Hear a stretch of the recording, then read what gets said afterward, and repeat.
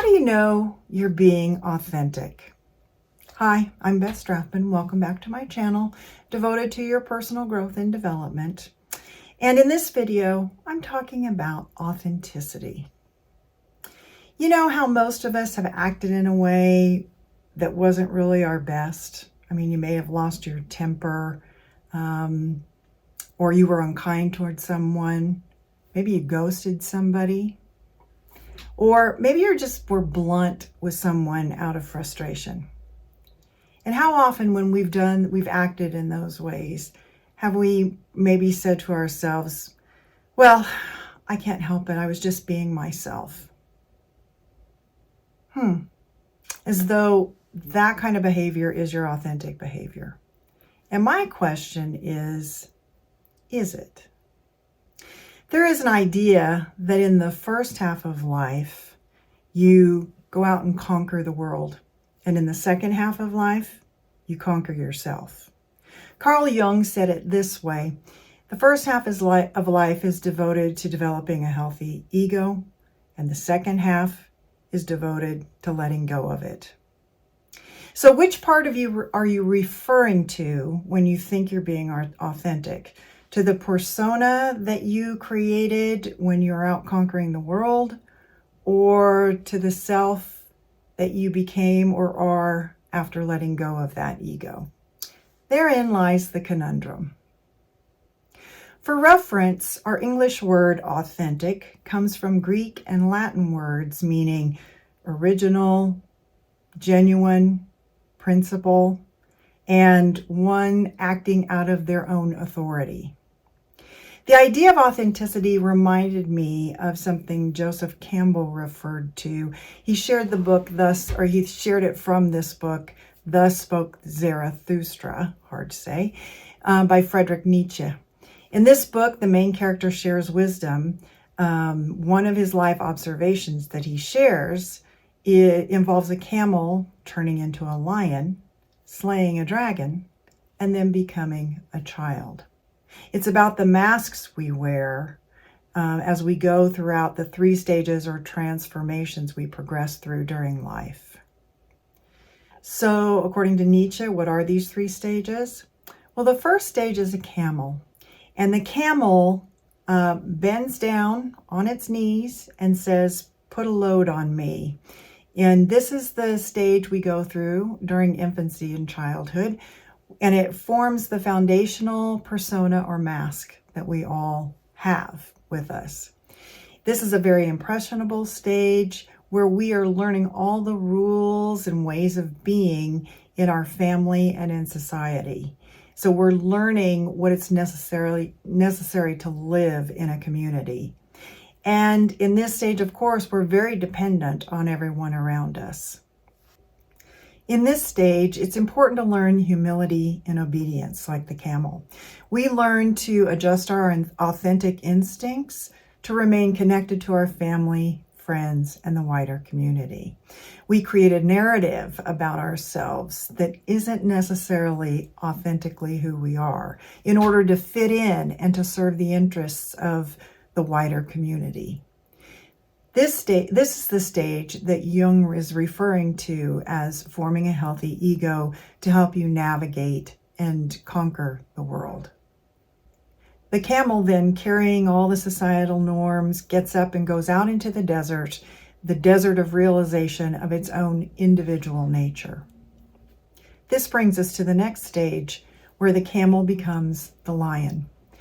This stage typically happens in adolescence and going on into young and early adulthood.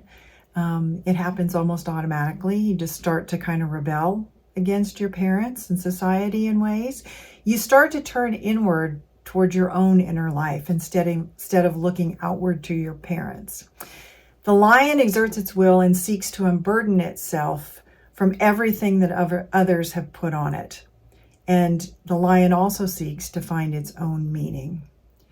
Thus, the main work of the lion is to slay the dragon, whose name is Thou Shalt. And this dragon, on each of its scales, has the words Thou Shalt on it. And each one of those scales represents all of the norms and prohibitions and imprints and rules that have been laid on us from our families and from society at large. These rules can be inherited down through the generations, so they've been around a long, long time, or they might be more modern day rules that we live by in our society and in our families. And when the lion has killed the dragon, the lion then is able to move from being simply obedient to having its own authority over its own life. This brings us to the third stage, which is transforming into the child. Now, the child doesn't mean helpless and, all that stuff, but what Nietzsche is referring to as the child is one who is moving creatively and spontaneously out of the energy of its own center. A child doesn't care what others think of it. It doesn't know someone else's rules. It creates its own rules based on its own instincts. And in this stage, like the child, you create your own life that is original to you. Now, this is not to say that you don't follow some of the prescriptions in life, like don't lie, don't cheat, don't kill, don't steal. Okay, we got that. But this is more within those broader boundaries, creating your own life. I've got a quote here that Nietzsche said in his book. He says, "The child is innocence and forgetting, a new beginning, a game, a wheel rolling out of itself, a first movement, a sacred yes saying." So that's how he described it. So why is Nietzsche's analogy important to authenticity? Well, here's the mistake that we all tend to make. We think we're being authentic when we express ourselves through our personas that we formed in that first stage of being the camel, where we absorbed and received all the information and rules from others outside of ourselves. And we did this in order to cope and to get along in society. That makes perfect sense. Haven't some of us gone into a career not because it's what we wanted to do, but it was to make our parents happy maybe, or to be seen as successful by society's standards, whatever that is? Haven't we all befriended or sought out people to enhance our reputation or our status when we wouldn't normally have really wanted them in our lives? Haven't we dressed a particular way to conform so that we fit in? Or accumulated possessions so that we had the kind of status that society tells us we should have or we should want? All of this based on what other people think or believe about the way we should live. In short, we did the camel thing and confused our personas with our authentic selves. In contrast, the authentic way of being is that of the child, where you act spontaneously out of the center of your own being without thinking about what other people are going to think of you. You've gone through the lion stage to consciously discern what you want to keep and what you don't want to keep from all the stuff you learned in the camel stage or all the stuff you took on in the camel stage.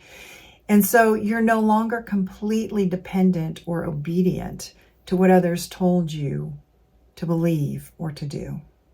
You're doing and acting in a way that comes from your own instincts and intuition, that in a way that you know is right for you, regardless of the opinions of others.